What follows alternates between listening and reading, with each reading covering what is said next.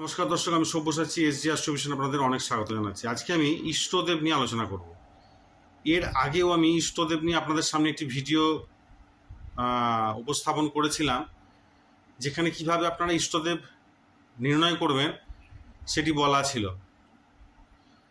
রেফারেন্সের জন্য আপনারা সেই ভিডিওটিও ফলো করতে পারেন। কিন্তু আজকে যে পদ্ধতিটি বলবো সেটি জৈমিনী পদ্ধতির বা জেমিনি ঋষির যে পদ্ধতি, সেই পদ্ধতিতে যেভাবে ইষ্টদেব নির্ণয় করার কথা উল্লেখ আছে তা আপনাদের সামনে তুলে ধরব। জৈমিনী পদ্ধতি আমাদের জ্যোতিষীয় পদ্ধতিতে একটি অত্যন্ত গুরুত্বপূর্ণ পদ্ধতি, আমি এর আগেও বলেছি, এবং এর মাধ্যমে যে বিচার করা হয় সেটি একদম সঠিক এবং নির্ভুল হয়। তো আমরা আমাদের যাবতীয় সমস্যা বা কোনো আনন্দের কথা আমরা আমাদের পিতামাতাকে জানাই, এবং পিতামাতা আমাদের সমস্যা যথাসম্ভব সমাধানের চেষ্টা করেন। কিন্তু ইষ্টদেব হচ্ছে আমার আর পরম ব্রহ্ম, যে আমরা সবাই ব্রহ্মের স্বরূপ, ব্রহ্মের একটা অংশ, পরম যে আত্মা, সে পরমাত্মার অংশ হচ্ছে আমরা। তো আমাদের এবং পরম ব্রহ্মের মধ্যে যে কানেক্টিভিটি বা যে যোগসূত্র, সেটা কিন্তু হচ্ছে ইষ্টদেব। আমাদের প্রত্যেকেরই কিন্তু একটা ইষ্টদেব থাকে। আমাদের উচিত তাকে চিনে নেওয়া, কারণ ইষ্টদেবকে আপনি যখন কোনো প্রার্থনা করবেন সেই প্রার্থনা কিন্তু আপনার পূর্ণ হয় বা পূর্ণ হবে। সেই জন্য ইষ্টদেবের গুরুত্ব এত বেশি। আমরা যখন কোথাও দীক্ষা গ্রহণ করি সেখানেও কিন্তু ইষ্টদেবের বিচার বা বিবেচনাটা আসে। ইষ্টদেব হচ্ছে একটি পুরো গাছের একটি ডালের মতন, মানে আপনি সেই একটি ডাল ধরে ধরে ধরে আপনি সেই গাছের গোড়াতে আসছেন, অর্থাৎ আপনি আপনার যে সূত্র, আপনি যেখান থেকে এসছেন, আপনার সোর্স, সেই সোর্সের কাছে আপনি আসছেন ইষ্টদেবের মাধ্যমে। তাই ইষ্টদেব এতটাই গুরুত্বপূর্ণ।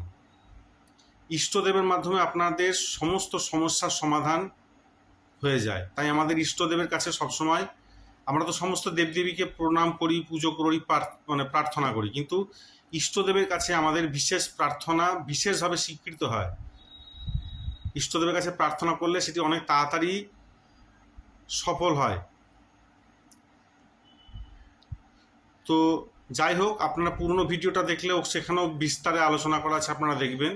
তবে আমি যে পদ্ধতিটি সংক্ষেপে বলার চেষ্টা করছি, জেমিনি পদ্ধতিতে বলা আছে যে আপনি আপনার ইষ্টদেবের নির্বাচন কিভাবে করবেন। সেটি হলো, আপনার জন্মকুণ্ডলিতে সবথেকে বেশি ডিগ্রির যেটি গ্রহ বা প্ল্যানেট, সবথেকে বেশি যেটা যার ডিগ্রি বা ভোগাংশ যাকে বলা হয়, সেই গ্রহটিকে বলা হয় আত্মকারক গ্রহ। এখানে কিন্তু রাহু কেতু আসবে না। রাহু কেতু ছাড়া বাকি যে প্ল্যানেটগুলো আছে তাদের মধ্যে যে গ্রহটির ডিগ্রি সব থেকে বেশি, সেই গ্রহটি হচ্ছে আপনার আত্মকারক গ্রহ। আত্মকারক মানে হচ্ছে আপনার আত্মা যে কারণে এই পৃথিবীতে এখন আছে, সেলফ সিগনিফিকেটার। আত্মকারক মানে হচ্ছে যার ডিগ্রি সব থেকে বেশি, তার মানে হচ্ছে তার এক্সপিরিয়েন্স অন্যান্য গ্রহের থেকে সব থেকে বেশি আছে। আপনার পাস্ট লাইফ পেন্ডিং যে কর্ম, তার সঙ্গে এই আত্মকারকের যোগ, অর্থাৎ পুরনো যে কর্ম যেটা অসম্পূর্ণ ছিল সেটা সম্পূর্ণ করবার উদ্দেশ্যে আপনার জন্ম হয়েছে এখন। অর্থাৎ যে পূর্ব সঞ্চিত কর্ম আছে, সে সঞ্চিত কর্ম এই জন্মে আপনাকে করতে হবে, অর্থাৎ ক্রিয়ামান কর্ম। তো এই সঞ্চিত কর্ম আপনাকে করবার জন্য আপনার যে জন্ম হয়েছে, সেই জন্মের কারণই হচ্ছে আত্মকারক গ্রহ। এই আত্মকারক গ্রহ আপনাকে আপনার সঙ্গে ব্রহ্মের যে পরম ব্রহ্ম, তার কানেকশান, তার সঙ্গে মিলন ঘটাবে।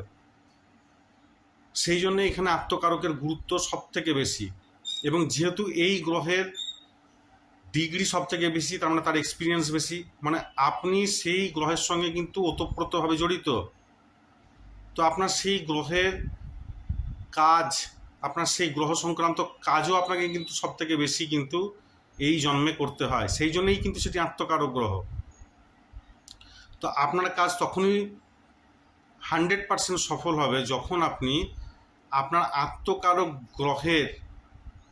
আত্মকারক গ্রহ যে দেবতাকে নির্দেশ করছে সেই দেবতার আপনি পুজো করবেন, সেই দেবতার আপনি অর্চনা করবেন, তার কাছে আপনি প্রার্থনা করবেন, আপনার কাজ অত্যন্ত সহজ হয়ে যাবে। কারণ আপনি আপনার লক্ষ্যকে চিনে নিয়েছেন, আপনি আপনার যে ইষ্ট তাকে আপনি চিনে নিয়েছেন, বুঝে নিয়েছেন। এবার তার কাছে আপনি প্রার্থনা করুন, তার কাছে আপনি আপনার সমস্যা জানান, সমাধান তার কাছ থেকে আপনি জানার চেষ্টা করুন। আপনাকে তিনি সর্বস্বভাবে আপনাকে সাহায্য করবে। তো সেইটি হলো ইষ্টদেব। তো আপনি আপনার জন্মকুণ্ডলী খুলুন এবং জন্মকুণ্ডলী খুলে দেখুন যে কোন গ্রহটির ডিগ্রি সব থেকে বেশি আছে। যদি আপনার দেখা যায় রবির ডিগ্রি সব থেকে বেশি, অর্থাৎ সূর্য, তাহলে আপনার ইষ্টদেব স্বয়ং সূর্যদেব, তার সঙ্গে শ্রীরাম, আপনি তার আরাধনা করুন। আপনার যদি চন্দ্র ইষ্টদেব হয়, চন্দ্রের ডিগ্রি যদি বেশি থাকে, তাহলে আপনি দেবাদিদেব মহাদেবের আরাধনা করুন। আপনার যদি মঙ্গল ইষ্টদেব হয়, সেক্ষেত্রে আপনি হনুমানজির আরাধনা করুন। আপনার যদি বুধ হয়, সেক্ষেত্রে আপনি গণেশজির আরাধনা করুন। আপনার যদি বৃহস্পতি হয়, তো আপনার যে গুরুদেব, সেই গুরুদেবের আরাধনা করুন বা স্বয়ং বৃহস্পতির আরাধনা করুন। আপনার যদি শুক্র হয়, তো মা লক্ষ্মীর আরাধনা করুন, ভগবতীর আরাধনা করুন। আপনার যদি শনি হয়, সেক্ষেত্রে আপনি শনিদেবেরও করতে পারেন। তাছাড়া আপনি স্বয়ং মহাদেবের বা ভৈরবের আপনি আরাধনা করুন। তো এইভাবে আপনার ইষ্টদেব দেখে নিন কার ডিগ্রি সব থেকে বেশি আছে। সেই ইষ্টদেবের কাছে, সেই আত্মকারক গ্রহ সেই আত্মকারক গ্রহ যে দেবতাকে নির্দেশ করছে, সেই দেবতার কাছে আপনি আপনার প্রার্থনা তুলে ধরুন। আপনি দেখুন আপনার সমস্ত কাজ সফল হবে, আপনি বেশি সাকসেস পাবেন। আশা করি ভিডিওটি আপনাদের ভালো লাগবে। ভালো লাগলে অবশ্যই লাইক, শেয়ার এবং সাবস্ক্রাইব করুন।